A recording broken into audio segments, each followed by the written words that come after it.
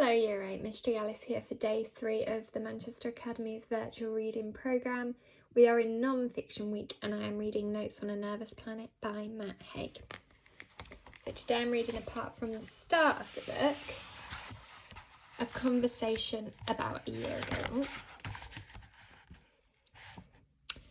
I was stressed out. I was walking around in circles trying to win an argument on the internet, and Andrea was looking at me. Or I think Andrea was looking at me. It was hard to tell as I was looking at my phone. Matt? Matt? Yeah? What's up? She asked, in the kind of despairing voice that develops with marriage, or marriage to me. Nothing. You haven't looked up from your phone in over an hour. You're just walking around banging into furniture. My heart was racing. There was a tightness in my chest. Fight or flight.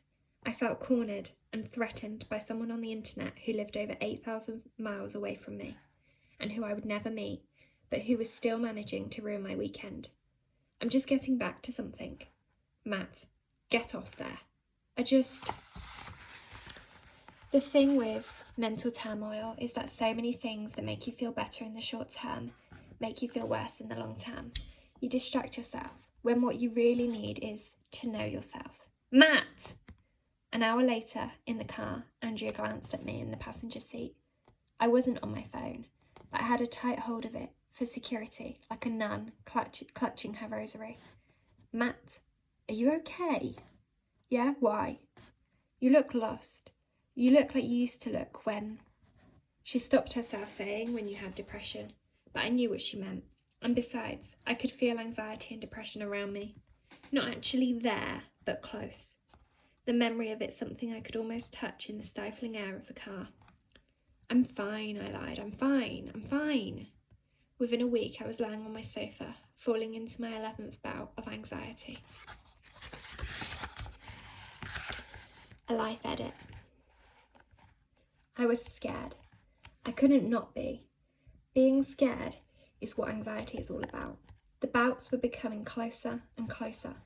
I was worried where I was heading. It seemed there was no upper limit to despair.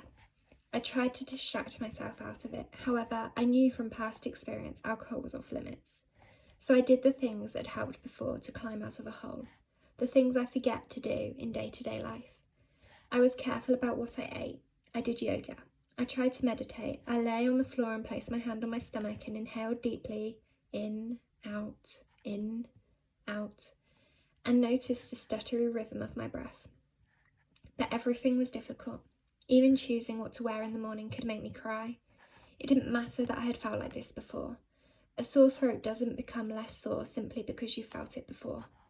I tried to read, but found it hard to concentrate. I listened to podcasts. I watched new Netflix shows. I went on social media. I tried to get on top of my work by replying to all my emails. I woke up and clasped my phone and prayed that whatever I could find there could take me out of myself. But, spoiler alert, it didn't work. I began to feel worse, and many of the distractions were doing nothing but driving me further to distraction. In T.S. Eliot's phrase from his 4 quartets, I was distracted from distraction by distraction. I would stare at an unanswered email with a feeling of dread and not be able to answer it. Then, on Twitter, my go-to digital distraction of choice, I noticed my anxiety intensify.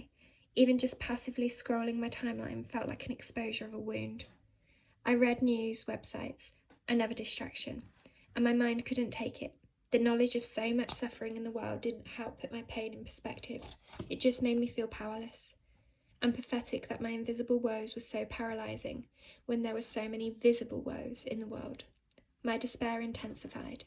So I decided to do something. I disconnected.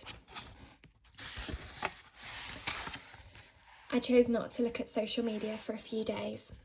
I put an auto-response on my emails too. I stopped watching or reading the news. I didn't watch TV. I didn't watch any music videos, even magazines I avoided. During my initial breakdown, years before, the bright imagery of magazines always used to linger and clog my mind with feverish racing images as I tried to sleep. I left my phone downstairs when I went to bed. I tried to get outside more. My bedside table was cluttered with a chaos of wires and technology and books I wasn't really reading. so I tidied up and took them away too. In the house, I tried to lie in darkness as much as possible, the way you might deal with a migraine. I had always, since I was first suicidally ill in my 20s, understood that getting better involved a kind of life edit, a taking away. As the minimalism advocate Fumio Sasaki puts it, there's a happiness in having less. In the early days of my first experience of panic, the only things I had taken away were booze and cigarettes and strong coffees. Now though, years later, I realised that a more general overload was the problem, a life overload, and certainly a technology overload. The only real technology I interacted with during this present recovery, aside from the car and the cooker, were yoga videos on YouTube, which I watched with the brightness turned low. The anxiety didn't miraculously disappear, of course not. Unlike my smartphone, there is no slide to power off function for anxiety. But I stopped feeling worse. I plateaued, and after a few days, things began to calm. The familiar path of recovery arrived sooner rather than later, and abstaining from stimulants, not just alcohol and caffeine, but these other things, was part of the process. I began, in short, to feel free again. Thank you for listening today. Make sure you tune in again tomorrow to hear the next instalment on Non-Fiction Week.